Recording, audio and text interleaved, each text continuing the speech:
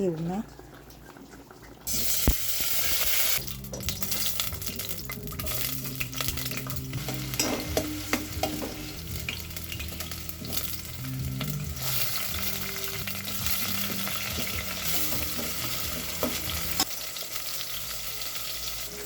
Mag-adobo na lang tayo ng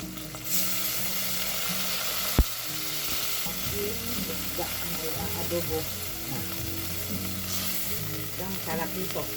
Hindi ko maniniwalay. Ang hirap iwalay yun. Mapuro yung buksilyo ko. Nadudurog lang.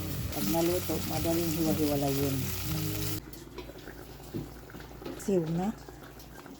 Salakitok. Tikim. Sarap iring ating paksiw na talakitok. Masarap yung balat. Tsaka yung mga palikpik.